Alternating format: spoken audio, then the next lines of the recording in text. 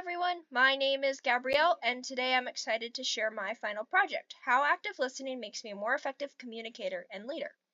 This project helped me develop real communication skills that I can apply in leadership, mentoring, and teamwork situations now and in the future. I'll walk you through a quick overview of today's presentation. We'll cover my research question, a brief literature review, what I did in my experiment, what I learned from my data, and then finally some reflections and takeaways. The research question I chose for my final project was how does practicing active listening improve my communication effectiveness when mentoring or leading others? I chose this topic because leadership and mentoring are important parts of my life, whether in Scouts, Sea Scouts, Student Council, or working with other students. I realized that improving how I listen could make a big difference in how I connect with and support others. Communication is often talked about in leadership, but I really wanted to test how intentional active listening could change my real conversations as well as my relationships. To learn more about active listening and leadership, I reviewed 3 online sources. First, an article from the Center for Creative Leadership focused on coaching and listening skills. A second article from Forbes that emphasized how listening is critical for building strong teams. And then a third article from the Medium that discussed how active listening improves emotional intelligence, which is a trait that most successful leaders have.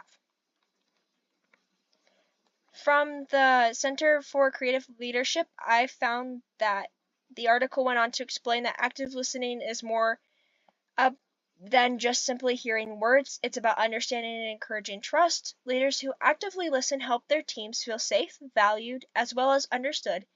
And all of those improve team performance and problem solving.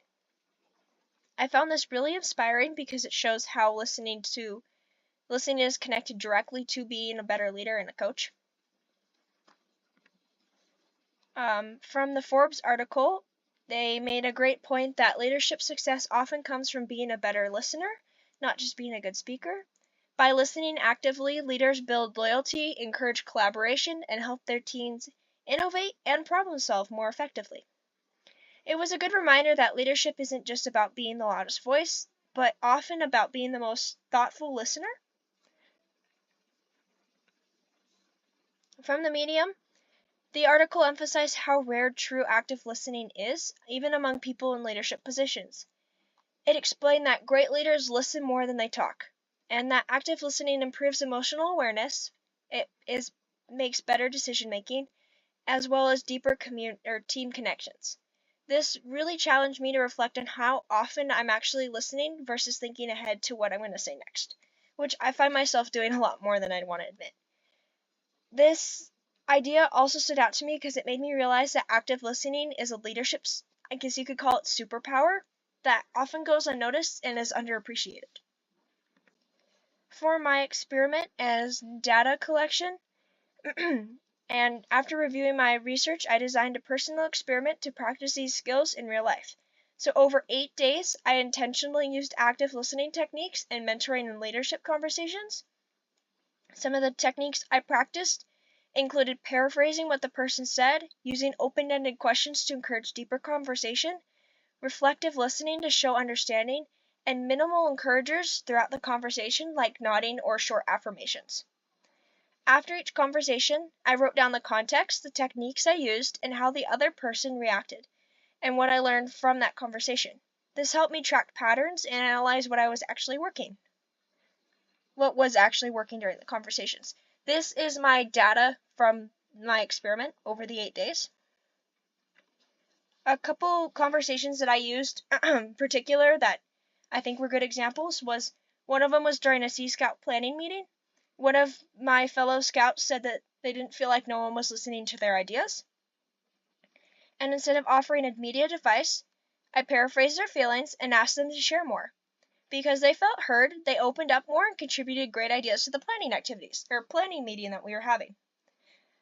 Another example that I liked was that during the student council event planning session, when our budget was tight, instead of focusing on the negative, I asked open-ended questions about what we could do to make the event still fun, but more cost-effective to fit our budget.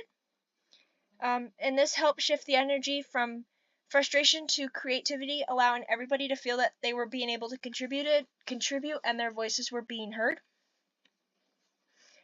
A couple more examples that I felt were good examples was that during a cave club check-in, one member was really nervous about presenting or talking about their kind of little check-in.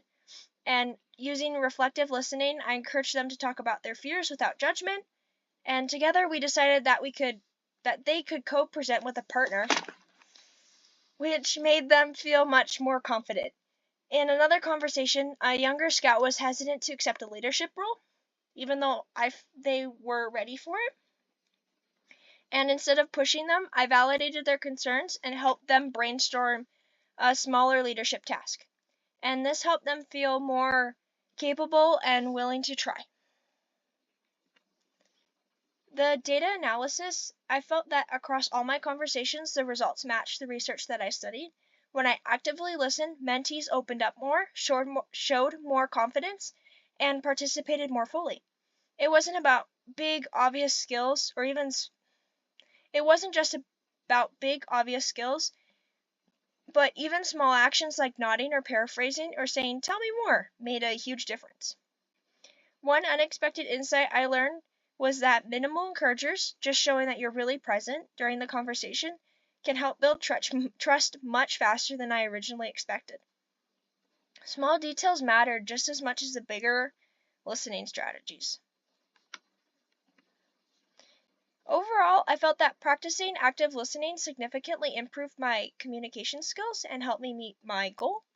I achieved my goal by becoming a better listener, mentor, and leader overall. This project taught me that communication is about making others feel safe, understood, and empowered, not just getting my point across. Moving forward, I'm committed to using active listening in every leadership and mentoring role I take on, whether it's at school, in Scouts, or even in my future career. Active listening isn't just skills for this class, even though they do benefit. It's a life skill that I'll keep building for years to come, or at least that's my goal. And then here are the 3 references I have from my literature review.